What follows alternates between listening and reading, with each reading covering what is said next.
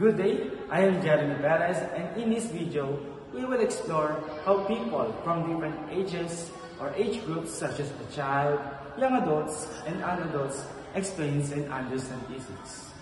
The goal is to see how people from different ages and backgrounds thinks about science or physics, especially when it comes to complex ideas.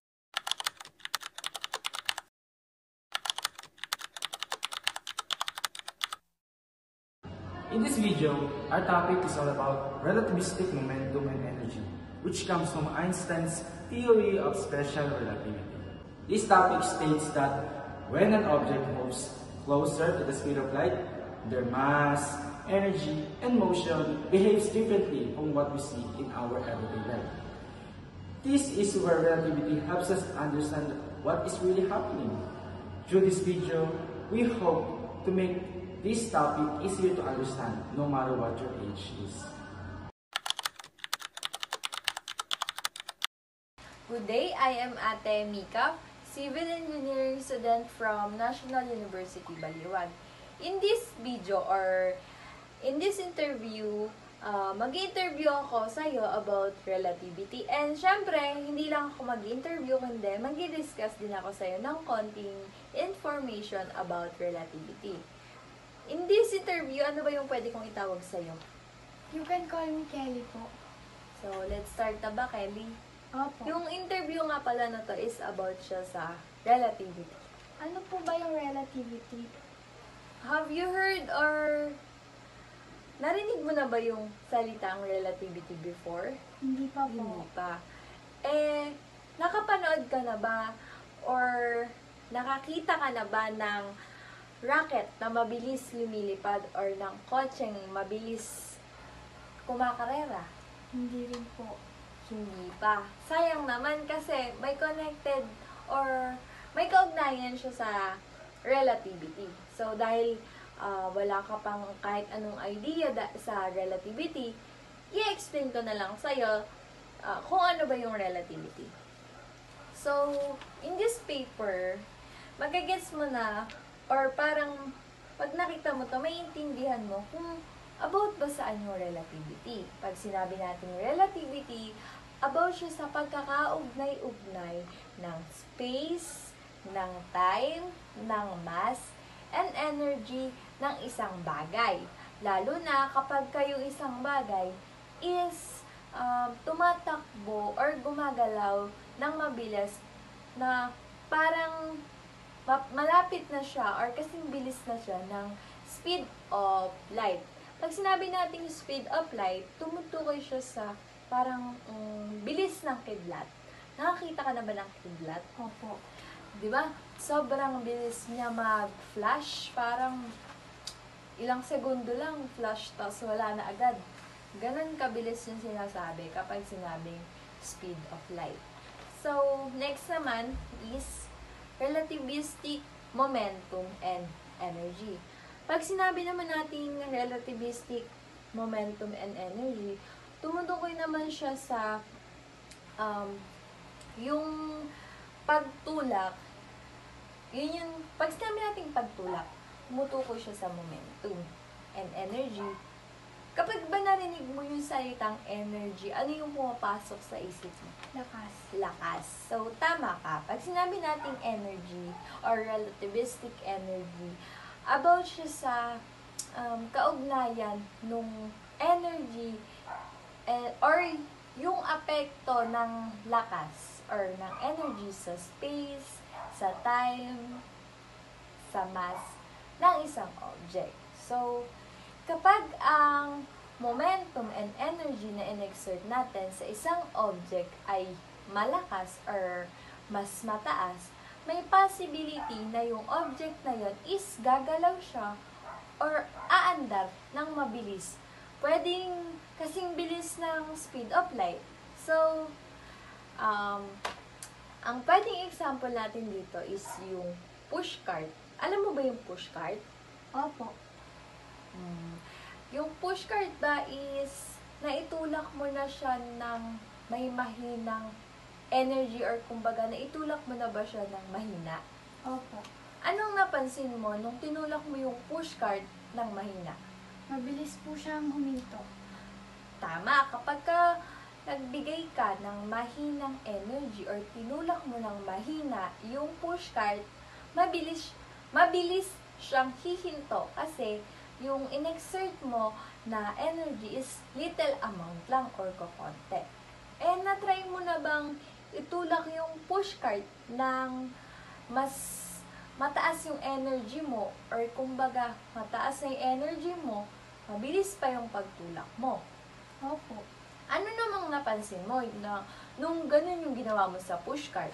Mas mabilis po siyang tumakbo at mahirap po siyang pigilan sa pagtakbo.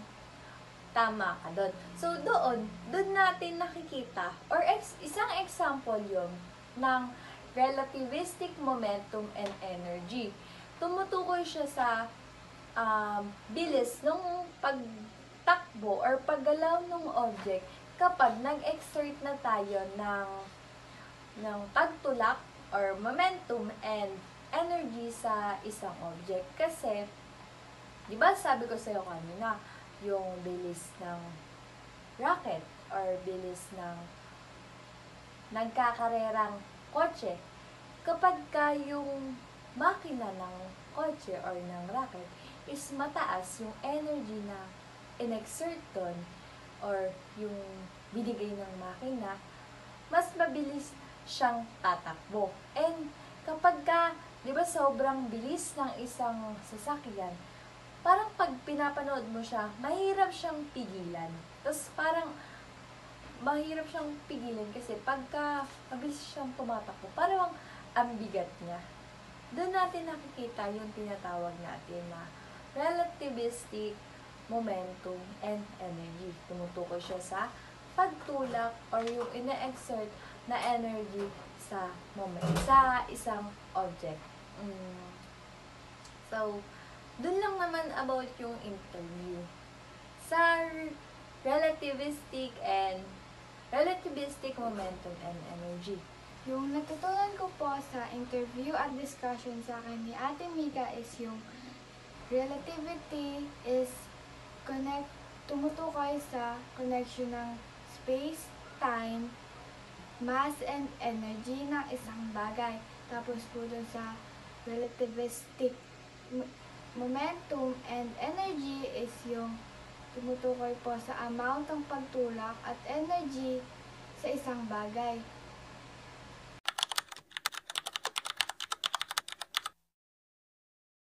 Hi, this is Shaira, a 19 years old student currently taking management accounting. Siya ang aming napili na teenager para sa aming interview. So, Shaira, do you know the concept about relativistic momentum and energy? Yung momentum and energy, familiar sa akin since natuturo siya from junior high to senior high school. Pero yung relativistic, familiar siya pero hindi ko totally alam yung concept. Kilala mo ba si Albert Einstein at ang kanyang sikat na formula na E is equal to mc squared? Si Albert Einstein, kilala ko since isa siyang sikat na scientist. Pero yung formula na sinabi mo, hindi ko pa siya nagka. Okay, so i-introduce ko sa iyo ngayon yung concept ng relativity and momentum. So ngayon, let's move on to the concepts. Before we proceed to the relativistic momentum and energy, explain ko muna sa iyo ang speed of light. Speed of light is a unit of distance. Kaya, yung speed of light, ang meaning lang niya is how much meters, how much distance the light can travel. So, yung mismong value niya is 300 million meters per second. So, that's how much a light can travel in a second. So now, let's move on to the relativistic momentum and energy. So, yung momentum, siya ay yung gaano kahirap natin pahintuin or change ang direction ng isang bagay na gumagalaw. For example, yung truck na mabilis, meron siyang malaking momentum, kaya mahirap siyang mapahinto at mahirap i-change yung direction niya. However, yung bolang gumagalaw lang, gumugulong, ng mabagal lang, mababa ang momentum niya, kaya madali siyang mapahinto at madaling maiba ang direction. Tapos, the energy is what makes things move or what causes action. So, the more energy, mas maraming action ang maproproduce. At the lesser the energy, mas konting outcome ang maproproduce. So, ano naman yung pinag-aiba na ito sa relativistic momentum at energy? Relativistic momentum, yan yung nag-a-apply lang yan kapag yung isang object ay nagka-travel na nearing or in the speed of light. Ibig sabihin, sobrang bilis nito. Ang connection nito is, kapag ang isang bagay ay sobrang bilis na at it travels in the speed of light, the much harder it is to stop. So, kumpara kanina sa truck, kapag yung truck na yun ay traveling the speed of light, the much harder, sobrang hirap na netong pahintuin at sobrang hirap na netong i-change ng direction. Tapos, sa relativistic energy naman, if an object is traveling nearly the speed of light, the more energy ang required para pabilisin ito, or the more energy is required para mapabagal ito. So, for example, kapag mayroon kang holen, tapos nagta-travel siya ng speed of light, sobrang daming energy ang kailangan para mas mapabilis mo pa ito. So, sa totoong buhay, almost impossible na magawa mo yung isang object na mag-travel ng speed of light. Kunwari, kahit isang holen lang yan, to be able to make that holen na travel na speed of light, you need almost infinite amount of energy. So, kunwari, meron ako isang holen. For me to be able to make that holen travel ng speed of light, kailangan ko ng sobrang daming energy or nearly infinite amount of energy para mag-travel siya ng speed of light. So, sa momentum naman, kapag yung holen na yun ay nagta-travel ng speed of light, theoretically, kunwari lang, napakadaming energy rin yung kailangan para mapahinto to or ma-change yung direction niya kasi napakalaki ng momentum niya. So, that's our lesson for today. Shaira, may natutunan ka ba? And what's your key takeaways? So actually, sa lahat ng sinabi mo or sa lahat ng tinuro mo ngayon sa akin, ang unang-unang pumasok sa isip ko is sobrang complicated pala ng concept na galing kay Einstein about relativistic energy and momentum. So, for example, sa momentum, pag nagta-travel ang isang bagay with speed of light, mas mahirap siyang kontrolin or patigilin. While sa energy naman, pag nagta-travel ang isang bagay with speed of light, mas nag-require siya ng mas maraming energy para yung isang bagay is madagdagan yung speed. So, overall, pag pumapasok ang speed of light sa equation, mas nahihirapan tayong kontrolin ang mga bagay. Good morning. So I'm Nina from NU Baliwag and I'm here to discuss about relativity. But before we start, can you please introduce yourself? I'm Ash. I'm 23 years old. I work as team leader at 7-Eleven. Okay, so hello Kuya Ash. So, do you have any idea what relativity is or do you know yung formula ni Einstein na E equals mc squared? I have no idea about that. So, I will discuss it to you now. Imagine you're on a moving walkway, katulad nung nasa airport. Karaniwan, idadagdag mo lang yung speed nung paglalakad mo sa speed ng walkway if you will compute your speed. Pero dahil sa special relativity, kung yung walkway is gumagalaw sa speed ng light, your speed wouldn't just add normally. Instead, mapapansin mo bumabagal yung time and lumiliit yung distance, which changes how speed are added. Kumbaga, yung speed limit ng universe is yung speed ng light, dahil nag-iiba yung behavior ng energy. Kapag naman naabot na nila yung speed na halos kasing bilis ng ilaw. So, bukod doon, ibig sabihin din nito na yung mass ay pwede maging energy. Kapag yung mga bagay ay gumagalaw ng napakabilis, tulad ng particles sa mga laboratories, their energy becomes huge. Not just because of speed, but also because of their mass. So, kaya yung tinawag na relativistic energy. So, based dun sa na-explain ko, what are your thoughts about it?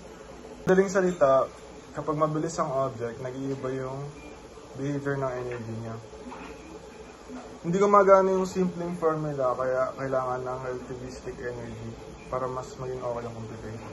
So, ito. Ano lang yan? Simple game pero sana ma-appreciate mo. And then, thank you for participating sa interview na to. Thank you! Sa iyong token of appreciation, sana enough na yan sa pag-participate sa araw nito. And additionally, meron kang 2,000 pesos. Thank you.